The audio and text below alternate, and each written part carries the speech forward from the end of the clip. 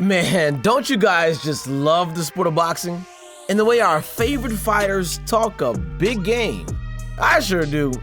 And you know who's at it today? It's none other than Shakur Stevenson. The WBC lightweight champ is firing off shots at Gervonta Tank Davis like he's in the ring. And let me tell you guys, this is getting spicy! Let's break down this war of words that's got the boxing community more hyped than a pre-fight weigh-in. In one corner, we've got the slick technician Shakur Stevenson, undefeated and looking to prove he's the real deal. In the other, the explosive knockout artist, Tank Davis, who's been leaving opponents face down on the canvas like it's his day job. Now, you might think Tank's power would have Shakur shaking in his boots, but hold on to your headgear, because Stevenson is coming out swinging with some verbal jabs that'll make your jaw drop faster than a Glass Joe opponent. Stevenson's not pulling any punches in his recent interview with Say Cheese. He's calling out Tank with the confidence of a man who knows he's got the skills to back it up. Check out what he had to say. How Tank go in there, you ask him about me and him sparring, he'll tell you that I'm trash, I'm a bum, I'm not good. But then you'll pull up videos of this nigga telling y'all like, I was learning from Shakur. When I got messages in my phone of this nigga up there, yo, I want to come to training camp with you, bro, and I want to do a whole training camp with you. Why would you want to do a training camp with me if I'm a bum? Like, you feel me? But I'm a real nigga. I'm going to go out there and say, like, it was good work. It was a chess match. It was like, I ain't going to say that I beat the shit out of Tank. I ain't going to say, but it was a chess match, bro. It was good work. Like, I ain't going to lie to y'all, though. Now, he recently said yesterday that he wants to fight you next. He says you talk too much. He says that your defense isn't that good. You don't really slip punches. You just go backwards. He said a lot, man. Y'all been going back and forth since the Ryan Garcia fight. I'm saying, though, like, how many times he got to say he gonna fight an elite fighter and never fight him? He 30 years old now. Like, what we talking about? Like, bro, 30 talking about he gonna fight me. Yo, when you gonna fight me? He say next. Okay, well then do it, nigga. I'm right here. All you gotta do is send an offer. Reach out, nigga. There's nothing stopping it, bro. You the A side, I know. I'm not saying that I'm the A side. You the nigga with all the notoriety, all the however it go. I'm right here though. I'm not going nowhere. As soon as you say let's fight, I'm right here. Let's fight. How many times is he going to say he's going to fight an elite fighter and not fight him? Stevenson fired off. He is 30 years old now. Bro, he's 30. Talking about he's gonna fight me? He said next. Okay, well, do it. Ouch. Stevenson's basically saying Tank's all talk and no action when it comes to facing top-tier competition. But he didn't stop there. Shakur's got more verbal jabs than a prom Muhammad Ali in a trash-talking contest. Well, then do it, nigga. I'm right here. All you gotta do is send an offer. Reach out, nigga. There's nothing stopping it, bro. You the A side, I know. I'm not saying that I'm the A side. You the nigga with all the notoriety, all the however it go. I'm right here, though. I'm not going nowhere. As soon as you say, let's fight, I'm right here. Let's fight. But he'll tell y'all 100 times, oh, I want to fight this person. I'm going to beat your ass next. I'm going to do this to you and send out threats and all that shit. But it's like, come on now, nigga. Somebody call me.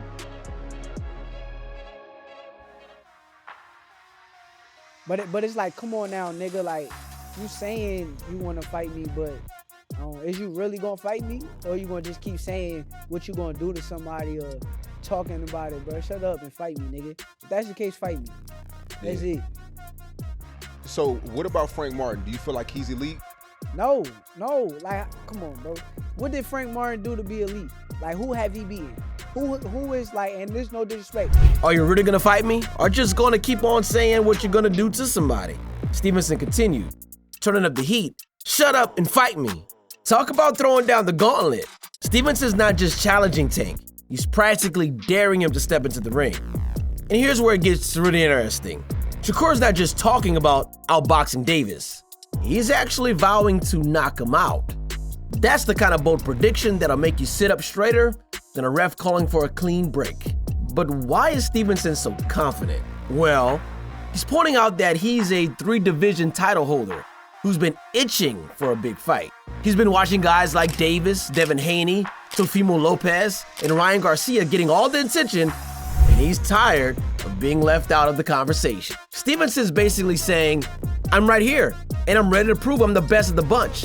Now, let's talk about what makes this potential matchup so intriguing. We've got two undefeated fighters with completely different styles. Stevenson's known for his slick defensive skills and ring IQ that's off the charts. He's the kind of fighter who can make world-class opponents look like they forgot how to box. On the other hand, Tank Davis is a knockout artist with the kind of power that can end a fight in the blink of an eye. But here's where it gets really juicy. Stevenson's not just talking about outboxing Tank, he's predicting a knockout. Yeah, you heard that right. A KO victory over the knockout artist himself. That's the kind of prediction that'll make you spit out your protein shake. Now, before you think Stevenson's lost his mind, let's break down why he might be onto something. Shakur's accuracy is surgical. He doesn't just throw punches, he launches precision strikes like a sniper.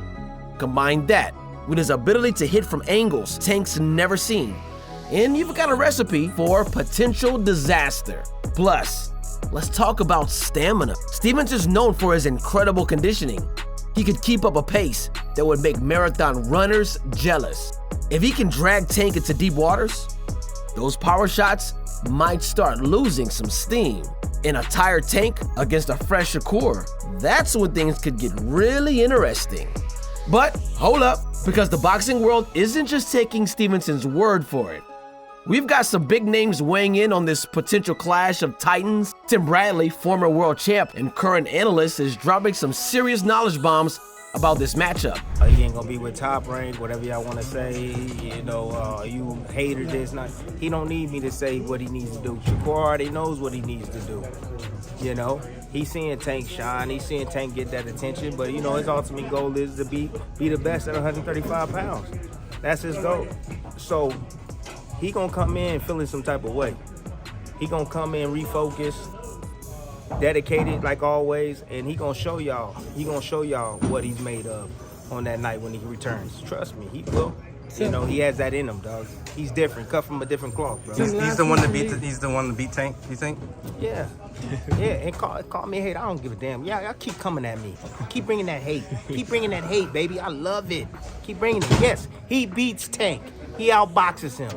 Very easy. No problem whatsoever. Tim, last one for me. Speaking of Tank, it seems like the ball is rolling, and we may finally get the Vasyl Lomachenko, Gervonta Davis matchup. Just your thoughts on the fight and the fight specifically in 2024. All right, you're gonna hear from the hater right now, okay? It's a great matchup. Yes, he beats Tank.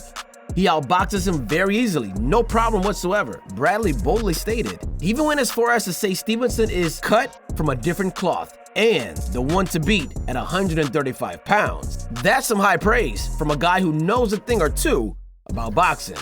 And it's not just Bradley who's hyped about this potential showdown. Stephen A. Smith, never one to mince words, just come out saying Stevenson is the top opponent for Tank Davis. He's practically begging to see these two throw down in the ring. But let's not forget, Tank Davis isn't some pushover. This is a guy who's been leaving a trail of unconscious opponents in his wake. His power is the kind of equalizer that can change a fight in an instant. And you can bet he's not going to take Stevenson's trash talk lying down. So, what do we make of all this, fight fans? We've got a classic clash of styles that's got the boxing world split. Speed versus power. Technique versus explosiveness. Is the kind of matchup that fight fans dream about. On one side, we've got the Stevenson supporters. They'll tell you that his boxing IQ and defensive skills are on another level, that he'll make Tank look like he's fighting his shadow. And now, with these knockout predictions, they're feeling more confident than ever. But on the flip side, Tank's backers are just as vocal. They'll argue that all it takes is one clean shot from Davis to end the night early. They'll point to his highlight reel of knockouts as proof that he's got the kind of power that can overcome any defense. The stakes couldn't be higher. For Stevenson, it's a chance to silence the doubters and prove he's not just a slick boxer, but a true force in the lightweight division. For Tank, it's an opportunity to show that his power can overcome even the most technically gifted opponent. Stevenson's even going on record saying, "Me and Tank is gonna be the biggest boxing fight in the world when it happens." And you know what? He might be right.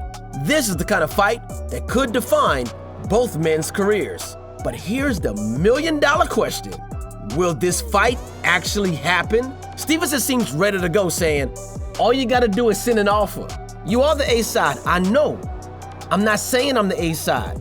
You're the person with all the notoriety, however it goes, but I'm right here though. I'm not going nowhere. As soon as you say let's fight, I'm right here. Let's fight." However, some in the boxing world, like analyst Paulie Maligny, are skeptical. Maligny's concerned that Tank might be looking for easier fights, pointing out that Davis mentioned Vasily Lomachenko's name after his recent win over Frank Martin, rather than Stevenson's, which is what everybody wants to see. Is Tank avoiding the tougher challenge, or is he just biding his time? Who do you think has a chance against Davis? Also, Matt Borgerson, who was asked questions before, says Shakur needs to stay far away from Tank or else he would need a warm milk and a blanket. So about the future, who can test him? Shakur Stevenson's chances, etc. Champ, what do you think about who might be next in their chances? Shakur Stevenson. I mean, Shakur Stevenson tests him. Listen, I think Gervonta Davis looked phenomenal. I think Gervonta Davis is tonight. Well, he made a statement with not just the fact that he got the knockout, but the way he was able to get it. Teddy expressed it so eloquently and described it so eloquently. But there's a reason why. First of all, before I get into it, let me set the table first. First of all, they talked about Lomachenko on the post-fight press conference. Lomachenko, unlike with Stevenson, Stevenson moved his way up a little bit faster, physically was bigger than Lomachenko, despite the fact that they both started at featherweight. And Stevenson was always mentioning Lomachenko's name. Lomachenko's name was also swirling around Davis's name, because Davis started at 130 pounds when Lomachenko was doing a lot of damage at 130, 126. It was like there was an allergy. Like, you didn't hear Lomachenko. There was no response about any Lomachenko conversation from Team Davis at all. Now that Lomachenko's 175 years old, and yeah, he still looks good, and he's still a name. He had a win over Kambosos. You're naming Lomachenko in the post-fight press conference, but now all of a sudden, Stevenson is the prime guy who doesn't represent a risk you want to take. This is my issue here. When I wanted to see Davis and Lomachenko, I wanted to see Davis and Lomachenko. I don't need to see Davis and Lomachenko when it's too late already.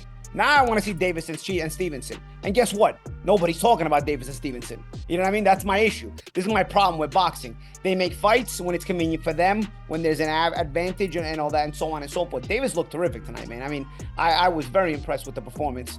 And again, I'll repeat, as Teddy so eloquently put it, the way he was able to go and get that win. But come on, man. Shakur Stevenson is a different proposition than everybody else. If the little bit of problems you saw Frank giving Davis tonight, it's times 10 when Shakur's there. Because Shakur is the southpaw, the tall, rangy southpaw with a lot more IQ and a lot more versatility to his style. It's very, very different. I'd love to see the fight, though. That's not even for me to say, oh, you know what, he just dismantles him. I'm saying all this because I want to see the fight. I think Davis also is very qualified for that fight. Do I edge Shakur? I've always edged Shakur. But I think Davis is very qualified for that fight. I've seen the fight tonight as well for Davis, and he looks terrific. He's a thinker, as Teddy said.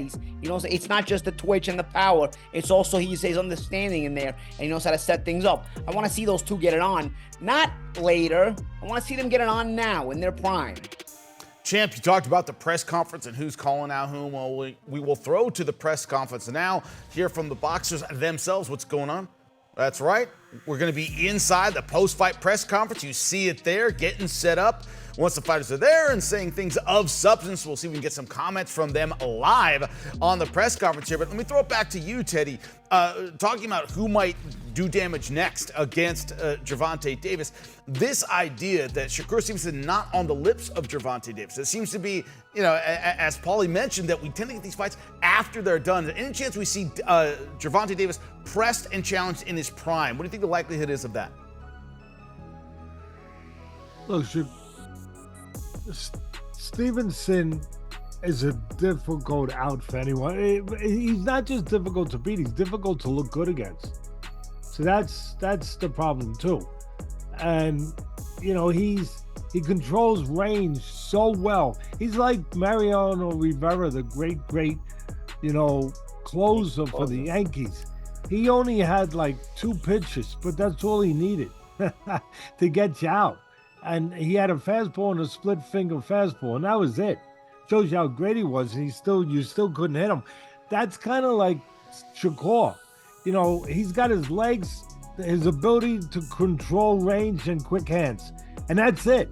And he does it marvelously. He does it impeccably. He's also very smart as well. He's very cerebral, but he knows his. Yeah, he knows every inch of that ring. He knows exactly where he is. He's got good eyes, very smart, as Paulie said. But he is Mariano Rivera. His one thing is he controls range. You come in 6 inches, he goes back 8.5, and he looks to counter you before you come in. Teddy, another thing, I'll cut you off right there. I don't want to cut you off completely, but let me say one thing. Another thing that people don't recognize about Shakur is you said it exactly right. You come in 6, he goes back 8.5, but he also covers the same distance. When you go back, he'll step back in. So people say he runs. He steps back in, but a lot of times he doesn't throw. That's the problem. Okay? No. He steps back in and he mutes you. By stepping back in, now you put your hands, you leave your hands home, because now he's pressing you mentally as well. He steps out and he steps back in as well. It's a part of the in the ring fight that doesn't involve punching, and sometimes it looks boring because people don't get it and don't understand the IQ of it.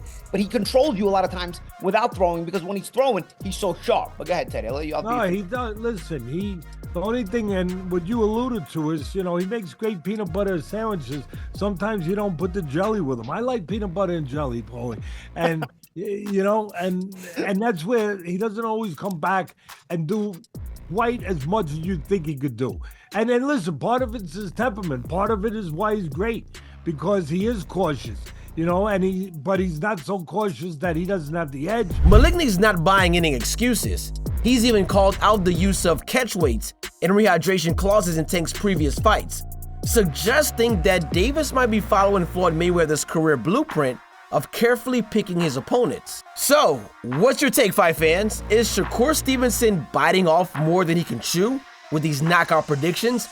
Or could we be on the verge of seeing a changing of the guard in the lightweight division?